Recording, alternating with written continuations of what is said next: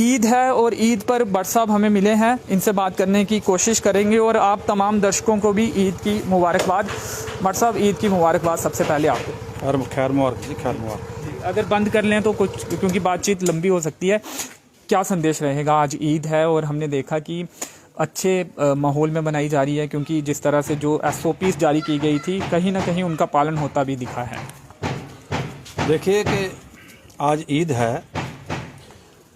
इस मौके पर मैं आपकी वसातत से ज़िला रियासी के तमाम भाइयों को मुबारकबाद पेश करता हूँ ईद की। और उसके साथ साथ मैं आपसे ये भी कहना चाहता हूँ कि पिछली ईद जो थी वो भी हमने इसी तरह से मनाई थी। ईद हो या दिवाली हो या कोई भी त्यौहार, तकरीबन 1-1.5 साल से हम इन्हीं हालात में मना रहे हैं। और इन हालात की वजह से किसी भी त्यौहार का कोई वो लुत्फ़ या वो कोई मज़ा जो है वो नहीं रहा, क्योंकि हालात इस कदर ख़राब हैं कि हमारे देश के अंदर जिस कदर अमवात हो रही हैं, मौतें हो रही हैं, तो कहाँ किसी त्यौहार का मज़ा। हर घर में मातम छाया हुआ है और ख़ास करके हमारे जम्मू कश्मीर के अंदर भी यही सूरत बनती जा रही है। और गवर्नमेंट ने और ख़ास करके एडमिनिस्ट्रेशन रियासी ने जो इसमें थोड़ी सी सख्ती जो दिखाई है, मैं ये समझता हूँ कि इसकी ज़रूरत थी, क्योंकि कोविड-19 जो है, ये महामारी जो है वो एक दूसरे से मिलने से, सांस के ज़रिए से मतलब एक दूसरे को चिपक सकती है, तो इससे दूरी रखना जो है ये बहुत ज़रूरी था। तो इसी वजह से आज ईद की नमाज भी जो थी वो ईदगाह में नहीं हुई, क्योंकि ईदगाह में अगर नमाज होती तो वहाँ तकरीबन 2-2.5 हज़ार आदमी इकट्ठे हो सकते थे। लेकिन मैं रियासी के मुस्लिम बरादरी को इस बात की मुबारक देता हूँ कि उन्होंने सरकार की जो गाइडलाइन है या महकमा हेल्थ की तरफ से जिस किस्म के जो हदायत दी जा रही हैं उसके मुताबिक इन्होंने काम किया। उस पर अमल करते हुए उन्होंने ईदगाह में कोई नमाज नहीं अदा की और इस पर पूरा अमल किया। मैं इसके लिए अपनी पूरी मुस्लिम बरादरी का शुक्रगुजार भी हूँ और ईद की मुबारक भी उनको देता हूँ। और ख़ास करके मीडिया कर्मी जो हैं, चाहे वो कोई भी चैनल हो, मैं उनका भी शुक्रिया अदा करता हूँ कि वो इस महामारी से एडमिनिस्ट्रेशन की तरफ से जो हदायत आती हैं उसके मुताबिक जो आवाम को आगाह करते हैं, क्योंकि कोई भी अफसर अगर कोई आर्डर निकालता है तो घर घर में तो पहुंच नहीं सकता। वो तो मीडिया की वसातत से ही जो है वो हर आदमी को इस बात की इतला मिलती है। मैं मीडिया का भी शुक्रिया अदा करता हूं कि उन्होंने जिस कदर काम किया है वो सराहनीय है। तो जहां तक सवाल अब ईद का है, तो ईद तो आज हम मना रहे हैं, लेकिन वो स्वाद जो है, वो मज़ा जो है, क्योंकि हमारी ईद हो या दिवाली हो, जब तक ना हम तमाम लोग रियासी के अंदर हिंदू, मुस्लिम, सिख, ईसाई जितने भी हैं, सब मिल कर के हम एक दूसरे का त्यौहार मनाते हैं और उसमें जो लज्जत होती है वो कुछ और ही होती है। लेकिन बदकिस्मती ये है कि पता नहीं परमात्मा, वो खुदा, वो वाहेगुरु, वो खुदावंद यसु मसीह, वो किन बातों से नाराज़ हो चुका है। इसीलिए ये कहर जो ये आसमानी है, यह खुदा की तरफ से, उस परमात्मा की तरफ से हम पे जो कहर नाजिल हुआ है, इस कहर से बचने के लिए हमें अपने दिल के अंदर वो बुग़्ज़, वो जलन, वो हसद, उसको ख़त्म करना चाहिए और परमात्मा के असूलों पे जो चाहता है, परमात्मा या खुदा जो चाहता है उसके नक्शे कदम पर चलना चाहिए, ताकि हमारी माफ़ी हो, वो हमें माफ़ करे। और मैं यही दुआ करता हूँ आज के इस दिन पर कि या अल्लाह, या परमात्मा, हमें माफ़ कर, हमारी गलतियों को माफ़ कर। हमने जो कसूर किए हैं, तो बख्शनहार है, तो पालनहार है, तो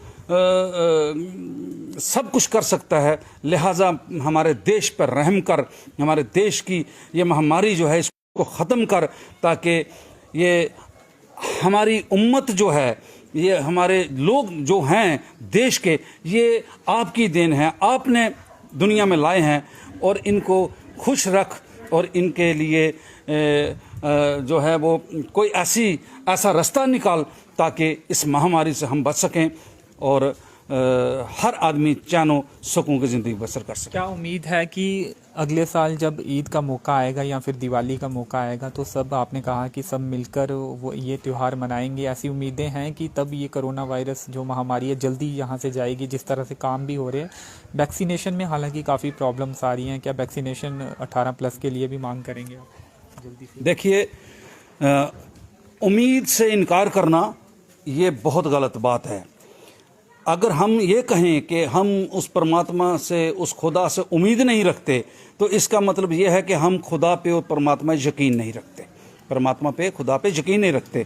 हमें पूरी उम्मीद है कि वो हम पे रहम करेगा और इस महामारी को ख़त्म करेगा, और हम सब लोग मिल करके एक दूसरे के ब्याह शादियों में, खुशी गमी में, और हर किस्म की जो है, मैं कहता हूं कि जहां तमाम लोग मिल करके किसी किस्म का भी कोई फंक्शन, को प्रोग्राम हो, हम उसमें शामिल होंगे।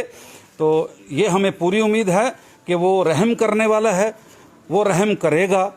अलबत्ता जहां तक आपने कहा कि वैक्सीन का तल्लुक है, कि वैक्सीन जो है वो 18 साल से 45 साल तक के लोगों को जो मिलनी चाहिए वो ज़रूरी है। और अब तो मैं ये कहता हूं कि मैं अपने मुस्लिम भाइयों से भी ये कहना चाहता हूं कि अब तो रमज़ान भी ख़त्म हो गया।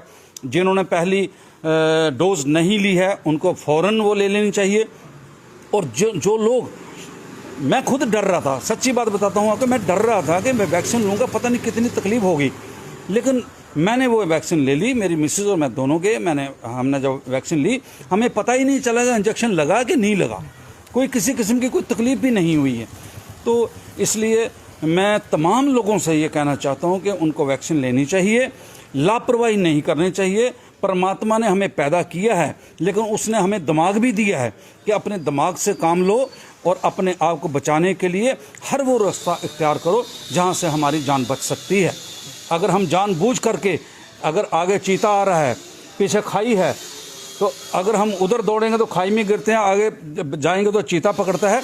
लेकिन हमें वो रास्ता निकालना चाहिए, ना खाई में गिरे ना चीता हमें पकड़े, ऐसा रास्ता निकालना चाहिए। क्योंकि हम इंसान हैं, हमें अपने दिमाग से काम लेना चाहिए। हमें परमात्मा ने दिमाग दिया है, तो इसलिए हमें वैक्सीन लेनी चाहिए। और मैं सरकार से और एडमिनिस्ट्रेशन से ये मुतालबा करता हूँ कि जो सीनियर सिटीज़न जो थे उन्होंने तो वैक्सीन ली है, अगर जो बाकी हैं वो ले लेंगे, लेकिन जब 18 साल से 45 साल तक की जो वैक्सीन जिनको देनी है वो फ़ौरन जो है वो उसका इंतज़ाम किया जाए और उन्हें वैक्सीन जो है वो मिलनी चाहिए। यही एक रास्ता है हमें बचने के लिए, वरना अगर हम लापरवाही करेंगे तो अपने ही जान के दुश्मन होंगे। जी जी। कोरोना कर्फ्यू के बीच घरों में किस तरह से ईद मनाई जा रही है? मैं पहले ही कह चुका हूँ कि ईद या दिवाली या किसी भी त्यौहार को मज़ा नहीं रहा। 1-1.5 साल से हम जिस बीमारी में से जूझ रहे हैं, हमारा देश सारा इस मुसीबत में पड़ा हुआ है, लेकिन फिर भी जब अब आज अगर ईद हो रही है तो ईद जो है वो ये समझ लीजिए कि ईद अपने ही घर में है। ना हम किसी के घर में जा सकते हैं, न किसी को अपने घर में बुला सकते हैं। अगर मैं किसी के घर में दावत देने के लिए कि आओ हमारे घर में, आज आपको मैं ईद की दावत देता हूं, मैं जाना भी चाहूं, हो सकता है जिस घर में मैं जा रहा हूं वो ही नहीं चाहते हूं कि हमारे घर में कोई आए। एक खौफ है, एक डर सा पैदा हुआ है। तो इसलिए मैं ये कहता हूं कि ईद तो है, माह रमज़ान में जिन्होंने रोज़े रखे हैं और खुशी मनाने के लिए आज ईद है। और छोटे छोटे बच्चे, नन्हे बच्चे, किसी को चप्पल लेनी है, किसी को सूट लेना है, किसी को किस तरह है, कहाँ ना किसी को चप्पल मिल रही है, ना किसी को सूट मिल रहा है, ना किसी को उसकी मर्ज़ी के मुताबिक उसके जो अखराजात हैं वो पूरे हो रहे हैं। ऊपर से मैं ये कहता हूँ कि तमाम कारोबार ख़त्म हो चुका है, लोगों के पास पैसे ही नहीं हैं, घर में एक राशन नहीं है, लोगों के खाने के लिए रोटी नहीं है। कैसी ईद, कहाँ की ईद? मैं तो ये कहता हूँ कि वो खुदा माफ़ करे। मेरी यही है, मैं फिर भी यही कहूँगा कि या अल्लाह हमें माफ़ कर, या परमात्मा हमें माफ़ कर, हमारी गलतियों को माफ़ कर, कि आने वाला जो समय है वो हम ठीक ढंग से बिताएं और जिसमें तमाम लोग जो हैं प्यार से, मोहब्बत से, खलूस के साथ और आपसी भाईचारे के साथ मिलकर हम चलें, उसी में जन्नत है। ई पास बनाकर ही बाहर निकला जा सकता है। तो ऐसे में कुछ लोगों को दिक्कत आ सकती है आपके मुताबिक, जो इंटरनेट एक्सेस करना नहीं जानते हैं, तो ऐसे में क्या होना चाहिए? देखिए, मैं आपको एक बात बताता हूँ। बात यह है कि मुझे नहीं लगता है कि एडमिनिस्ट्रेशन को सलाह कौन देता है। जो ई पास है, अगर कोई आदमी सब्जी लेने के लिए बाज़ार आएगा, एक तो आपने सब्जी की दुकानें खोल रखी हैं, दूध दही की दुकानें खोल रखी हैं, और मेडिकल शॉप्स जो हैं वो खोल रखी हैं। अगर मुझे मेडिकल शॉप या किसी सब्जी लेने के लिए आना हो तो पहले मुझे ई पास बनवाना है। अगर मेरे पास ई पास नहीं होगा तो मैं वो लेने जा नहीं सकता हूँ। और फिर दूसरी बात यह है कि जो कंट्रोल की दुकानें हैं सरकारी, जहाँ से राशन मिलता है, मुझे राशन लेने के लिए जाना है तो पहले मुझे ई पास बनवाना है। मुझे समझ नहीं आती है कि ई पास आप सक्षम हैं ई पास खुद अप्लाई कर सकते हैं तमाम जो फॉर्मेलिटी? मैं तो मिस कॉल नहीं निकाल सकता हूँ अपने मोबाइल से, तो ई पास कैसे बनाऊंगा? अगर मैं मिस कॉल ही नहीं निकाल सकता हूँ, अगर आप मुझे मिस कॉल देंगे तो मैं मिस कॉल नहीं निकाल सकता कि किसकी मिस कॉल आई है, मैं उसको जवाब कैसे दूं? तो ई पास बनाने के लिए मुझे ऑनलाइन अप्लाई करना है। सारा कुछ बंद है। अगर साइबर कैफे खुले हैं, वहां जाने के लिए मुझे तो पहले पास चाहिए, वो भी बंद है। वो भी बंद है। और डॉक्टर की दुकान पे जाने के लिए मुझे पास चाहिए, मैं वहां जा नहीं सकता हूं। मुझे समझ नहीं आती है कि एडमिनिस्ट्रेशन मतलब किस किस्म के फैसले करती है। मैंने बार बार ये कहा कि एडमिनिस्ट्रेशन को ये मैंने कहा, लेकिन सुनता कोई नहीं है कि कम से कम 4 आदमी शहरदार के मुअज्जिज़ीन को बुला लिया जाए, उनके साथ बैठकर बात कर ली जाए कि हमें क्या करना चाहिए। हम एडमिनिस्ट्रेशन को सपोर्ट करना चाहते हैं। इस बीमारी को खात्मे के लिए हम एडमिनिस्ट्रेशन को सपोर्ट करना चाहिए, लेकिन इसका मतलब ये नहीं है कि हम उनको सपोर्ट करें तो जनता को भूखा मार दें। कम से कम ऐसा रास्ता निकालना चाहिए जिससे जनता को कोई तकलीफ ना पहुंचे। ई पास तो होना चाहिए, लेकिन ई पास बनाने के लिए रास्ता क्या है? या तो आप एक चौक चबूतरा में साइबर कैफे की दुकान खुलवा दो, और एक गणेश मंदिर के पास खुला दो, एक बस अड्डे के पास खुला दो, एक नई बस्ती में खुला दो, ताकि जिसको ऑनलाइन पास बनाने के लिए अप्लाई करना है वो वहाँ जा सके।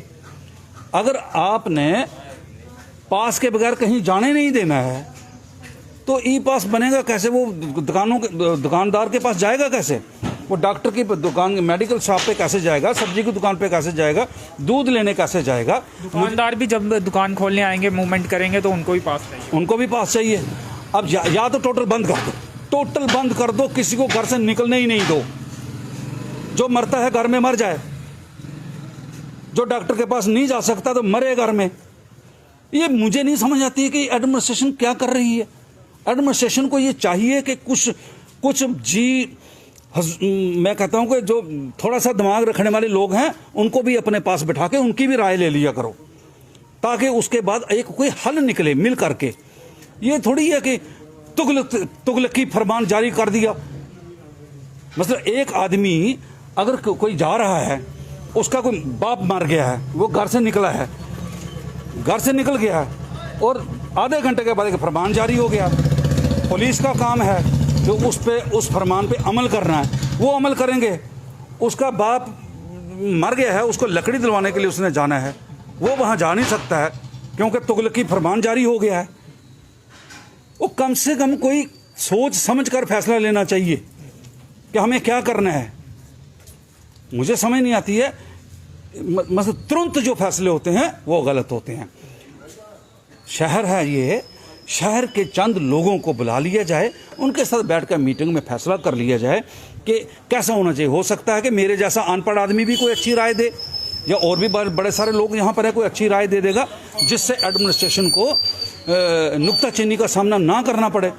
वैसे तो एडमिनिस्ट्रेशन जो कर रही है वो हमारे ही हक में कर रही है, लेकिन उसकी वजह से बहुत सारे लोगों को नुकसान भी पहुंच रहा है।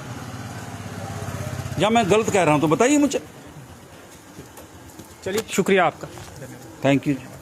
तो मिस कॉल निकालना नहीं आती है। इन्होंने कहा कि कुछ ऐसे भी लोग होंगे, जैसे कि इन्होंने कहा कि मिस कॉल निकालना भी मुश्किल हो जाता है। तो ऐसे में ई पास के लिए वो लोग, वो तबका, वो बुजुर्ग लोग, या फिर जो टेक्निकली स्ट्रांग नहीं हैं, या फिर जो इंटरनेट एक्सेस नहीं कर पाते हैं, वो लोग ऐसे में ई पास के लिए अप्लाई कैसे करेंगे? ये एक सवाल है, जो सवाल तारिक भट्ट जी ने उठाया भी है।